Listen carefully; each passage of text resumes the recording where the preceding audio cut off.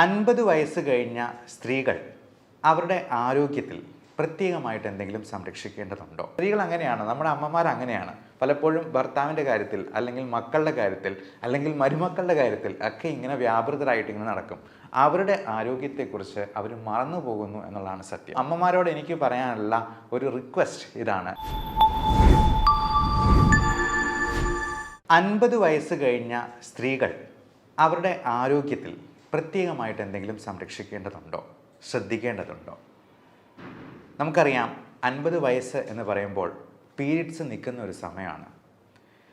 ഈസ്ട്രജൻ്റെ ഒരു protective effect നാച്ചുറലായിട്ട് സ്ത്രീകൾക്ക് പ്രകൃതി തന്നെ പ്രദാനം ചെയ്യുന്നുണ്ട്. അതുകൊണ്ട് തന്നെ നിങ്ങൾ ശ്രദ്ധിച്ചാൽ അറിയാം, ഹാർട്ട് അറ്റാക്ക്, സ്ട്രോക്ക് പോലുള്ള കാര്യങ്ങളൊക്കെ ഒരു 45-50 വയസ്സ് വരെയും സ്ത്രീകളിൽ കുറവായിരിക്കും പുരുഷന്മാരെ അപേക്ഷിച്ച്. എന്നാൽ 50 വയസ്സ് കഴിയുന്നതോടുകൂടി ഈസ്ട്രജൻ്റെ ഈ ഒരു പ്രൊട്ടക്റ്റീവ് ഇഫക്റ്റ് സ്ത്രീകൾക്ക് നഷ്ടമാവുകയാണ്. മെനോപോസ് ആരംഭിക്കുന്നതോടുകൂടി. മെനോപോസ് എന്ന് പറയുന്നാൽ പീരിയഡ്സ് നിൽക്കുന്ന ഒരു സമയം. ചിലപ്പോൾ അത് ഇറഗുലറായിട്ട് വന്ന് ഒരു മാസം കണ്ടില്ല എന്ന് വരും, 2 മാസമാകും, 3 മാസമാകും, അങ്ങനെ പതിയെ അതങ്ങ് നിന്നു പോവുകയാണ്. അങ്ങനെ വരുമ്പോൾ പലതരത്തിലുള്ള മെറ്റബോളിക് ഡിസീസസും, ഡയബറ്റീസ്, ഹൈപ്പർ ടെൻഷൻ, തൈറോയിഡിൻ്റെ പ്രശ്നങ്ങൾ, മറ്റ് തരത്തിലുള്ള അസുഖങ്ങൾ, അമിതവണ്ണം, ഓസ്റ്റിയോപോറോസിസ്, എല്ലുകളുടെ ബലം കുറഞ്ഞു പോകുന്ന അവസ്ഥ, ഇതെല്ലാം കൂടി വന്ന് അവർക്ക് മറ്റെന്തെങ്കിലും കോംപ്ലിക്കേഷൻസിലേക്ക് എത്തിപ്പെടാനുള്ള സാധ്യത വളരെ കൂടുതലാണ്.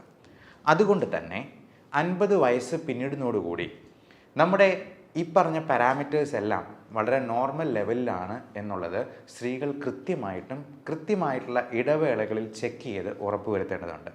പ്രത്യേകിച്ചും അവരുടെ ബ്ലഡ് ഷുഗർ ലെവൽ, BP-യുടെ ലെവൽ, കൊളസ്ട്രോളിൻ്റെ അളവ്, തൈറോയിഡിൻ്റെ TSH, ഫ്രീ T3, T4 ഇതെല്ലാം ഫാസ്റ്റിങ്ങിൽ ചെയ്യുന്നതാണ് ഏറ്റവും ഉത്തമം. അങ്ങനെ ഷുഗറിൽ എന്തെങ്കിലും വേരിയേഷൻ കാണുന്നുണ്ടെങ്കിൽ ഷുഗറിന് 3 മാസത്തെ കൺട്രോൾ ആയിട്ടുള്ള HbA1cയുടെ ലെവൽ നമ്മൾ നോക്കി പരിശോധിച്ച് ഉറപ്പുവരുത്തേണ്ടതുണ്ട്. പലപ്പോഴും ഷുഗറിന് നമ്മൾ മരുന്ന് തുടങ്ങുന്നത് അവർക്ക് HbA1c ഒരു 6-ൽ കൂടുതലാണെങ്കിൽ അത് ഒരു പ്രീ ഡയബറ്റിക് സ്റ്റേജ് ആയിട്ട് നമ്മൾ കണക്കാക്കണം. 5.7-ൽ താഴെയാണ് പ്രമേഹം ഇല്ലാത്ത ഒരാളുടെ നോർമൽ വാല്യൂ. 7-ന് മുകളിലാണെങ്കിൽ തീർച്ചയായിട്ടും അതിന് മരുന്ന് കൂട്ടേണ്ടതായിട്ടോ നമ്മുടെ ഡയറ്റിലും എക്സസൈസിലും കൂടുതൽ ശ്രദ്ധിക്കേണ്ടതായിട്ടും ഉണ്ട്. അപ്പോൾ ഡയറ്റ് നമുക്കെല്ലാവർക്കും അറിയാം, അമിതവണ്ണം ഉണ്ടാക്കുന്ന ഭക്ഷണങ്ങൾ പരമാവധി കുറയ്ക്കുന്നത് തന്നെയാണ് നല്ലത്. അത് ഏറ്റവും പ്രധാനം ഷുഗർ ഉള്ള ഭക്ഷണ സാധനങ്ങൾ, ബേക്കറി സാധനങ്ങൾ, മൈദ അടങ്ങിയിട്ടുള്ള സാധനങ്ങൾ, പിന്നെ അരിയാഹാരങ്ങളാണെങ്കിലും നമ്മൾ കഴിക്കുന്നതിൽ നിന്നും ഒന്ന് പകുതിയാക്കി കുറയ്ക്കാൻ പറ്റുവാണെങ്കിൽ ഏറെ നല്ലത്. പ്ലേറ്റ് മെത്തേഡ് ഫോളോ ചെയ്യുകയാണ് എന്നാണ് നമ്മൾ ഡോക്ടർമാർ സാധാരണ അഡ്വൈസ് ചെയ്യുക. 1/4 carbohydrate, 1/4 protein, 1/4 green leafy vegetables, 1/4 fruits. അപ്പോൾ ഇങ്ങനെയുള്ള പ്ലേറ്റ് മെത്തേഡിലോട്ട് മാറുക. കൃത്യമായി അരമണിക്കൂറെങ്കിലും ഒരു ദിവസം എക്സസൈസിന് വേണ്ടി കൊടുക്കാനായിട്ട് ശ്രമിക്കുക. എക്സസൈസ് നമുക്ക് പ്രായമായവർക്ക് ചെയ്യാൻ പറ്റുന്ന രീതിയിലുള്ള ലളിതമായ വ്യായാമങ്ങളുണ്ട്. അപ്പോൾ അങ്ങനെയുള്ള വ്യായാമങ്ങൾ നമ്മൾ നമ്മുടെ ചാനലിൽ തന്നെ അപ്ലോഡ് ചെയ്തിട്ടുണ്ട്. ഞങ്ങളുടെ കൂടെ തന്നെ എക്സസൈസ് ചെയ്യാവുന്ന രീതിയിൽ നമ്മൾ ലൈവായിട്ടുള്ള വീഡിയോസും അപ്ലോഡ് ചെയ്യുന്നുണ്ട്.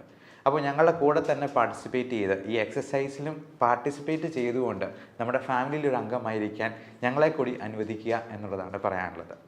അതോടൊപ്പം 50 വയസ്സ് പിന്നിടുമ്പോഴേക്കും നമുക്ക് ക്യാൻസർ എന്ന് പറയുന്ന ഒരു മഹാമാരി നമ്മളെ ഒന്ന് കീഴ്പ്പെടുത്താൻ അല്ലെങ്കിൽ ഒന്ന് ഞൊണ്ടി നോക്കാനുള്ള സാധ്യതയുണ്ട്.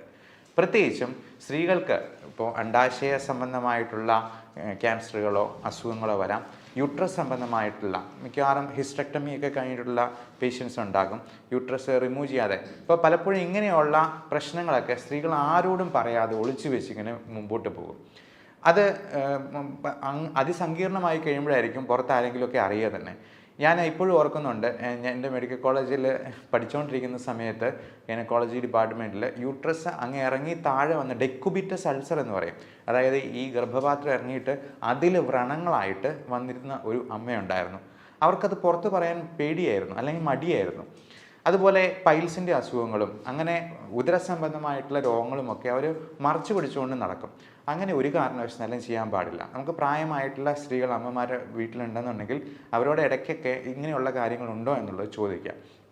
അതുപോലെ തന്നെ ബ്രസ്റ്റിൻ്റെ എന്തെങ്കിലും നൊഡ്യൂൾസോ ലംസോ ഒക്കെ ആയിട്ടുണ്ടെന്നുണ്ടെങ്കിൽ ഒട്ടും മടിക്കാതെ തന്നെ നിങ്ങളുടെ ഭർത്താവിനോടോ മക്കളോടോ ആരോടെങ്കിലും ഈ കാര്യങ്ങളൊന്ന് തുറന്ന് പറയാനായിട്ട് ശ്രദ്ധിക്കുക.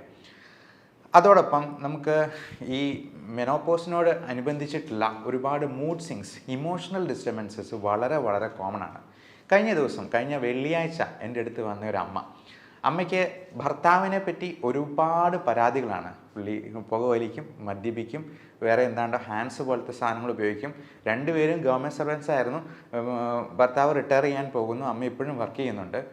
ഇത് ഈ ഭർത്താവിൻ്റെ കാര്യങ്ങൾ ഇങ്ങനെ പറഞ്ഞ് സ്ത്രീകൾ അങ്ങനെയാണ്, നമ്മുടെ അമ്മമാർ അങ്ങനെയാണ്. പലപ്പോഴും ഭർത്താവിൻ്റെ കാര്യത്തിൽ, അല്ലെങ്കിൽ മക്കളുടെ കാര്യത്തിൽ, അല്ലെങ്കിൽ മരുമക്കളുടെ കാര്യത്തിൽ ഒക്കെ ഇങ്ങനെ വ്യാപൃതരായിട്ട് ഇങ്ങനെ നടക്കും. അവരുടെ ആരോഗ്യത്തെക്കുറിച്ച് അവർ മറന്നു പോകുന്നു എന്നുള്ളതാണ് സത്യം.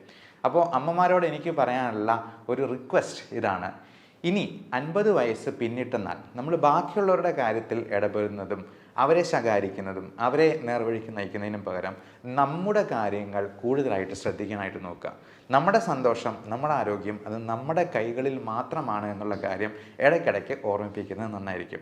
ഇപ്പോൾ എൻ്റെ അമ്മയാണെന്നുണ്ടെങ്കിലും ഡയബറ്റിക് രോഗിയാണ്. പല കാര്യങ്ങളിലും നമ്മളെ ഇങ്ങനെ അകാരണമായിട്ട് അവരുടെ സ്നേഹം കൂടുതൽ കൊണ്ട് നമ്മളെ ഇങ്ങനെ ഇൻവോൾവ് ആക്കുമ്പോഴത്തേക്കും ഞാൻ തന്നെ ഇടയ്ക്ക് പറയും, ഗ്ലൂക്കോമീറ്റർ വെച്ചിട്ട് ഒന്ന് ഷുഗർ നോക്കി കാണിച്ചുകൊണ്ട് വന്നേ, BP ഇപ്പം തന്നെ ഒന്ന് നോക്കട്ടെ എന്ന് പറയുമ്പോഴത്തേക്കും അന്നേരമാണ് അവരുടെ ആരോഗ്യത്തെപ്പറ്റി അവർ തന്നെ വിചാരിക്കുന്നത് അല്ലെങ്കിൽ ചിന്തിക്കുന്നത് എന്നുള്ളതാണ് സത്യം.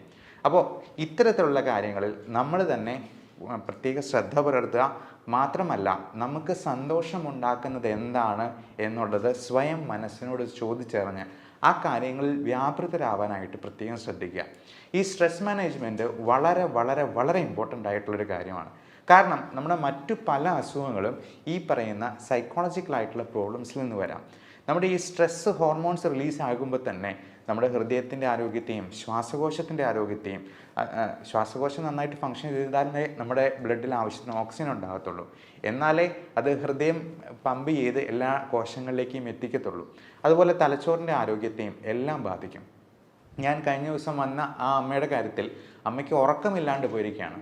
എന്നാൽ ഇതിന് ഒരു ട്രീറ്റ്മെൻറ്റ് എടുക്കാനായിട്ട് അമ്മയ്ക്ക് തന്നെ മടിയാണ്. എന്നിട്ട് അമ്മയുടെ ആങ്ങളയുടെ പേരിലാണ് എനിക്ക് ഫയൽ എടുത്തുകൊണ്ട് വന്നതാണ് എന്നുള്ളതാണ് ഏറ്റവും രസകരമായിട്ടുള്ള കാര്യം.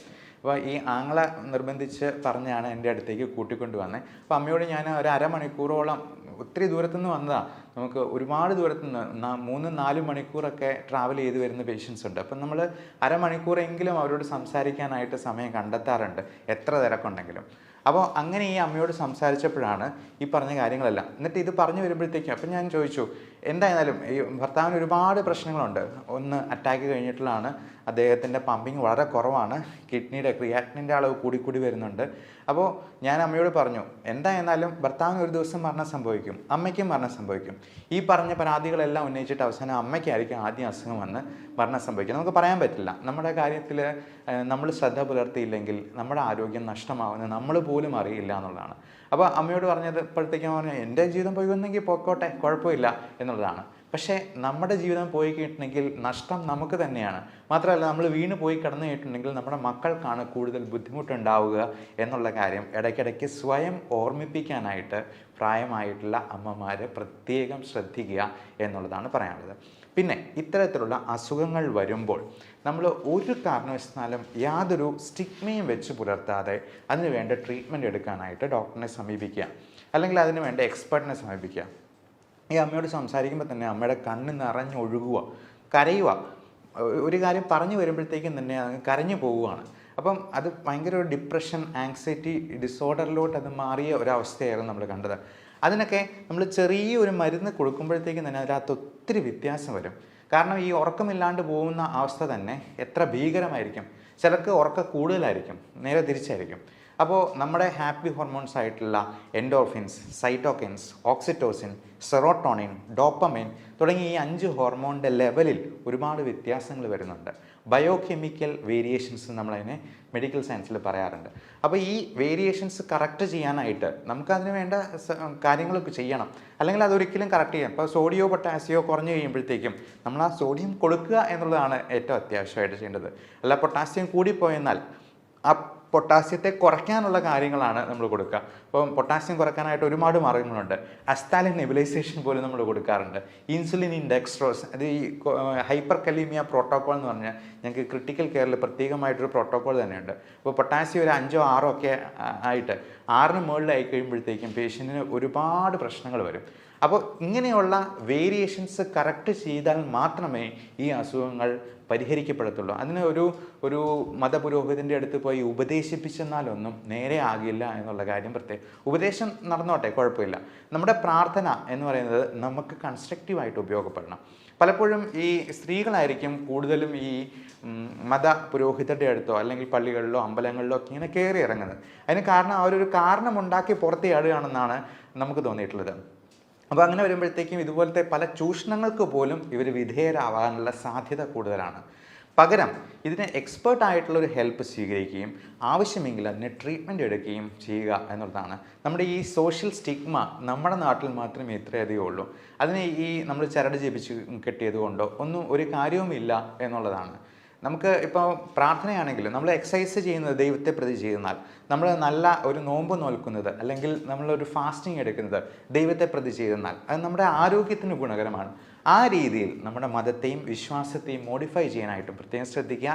എല്ലാവരും ഈ കാര്യത്തിൽ പ്രത്യേകമായിട്ട് നമ്മുടെ അമ്മമാരെ ഓർമ്മിപ്പിക്കുകയും ഈ തരത്തിലുള്ള വീഡിയോ അല്ലെങ്കിൽ ഇൻഫോർമേഷൻ അവർക്ക് പാസ് ഓൺ ചെയ്യുകയും ചെയ്യാനെങ്കിലും ശ്രദ്ധിക്കുക. എല്ലാവർക്കും നല്ല ആരോഗ്യം ആശംസിക്കുന്നു. Thank you.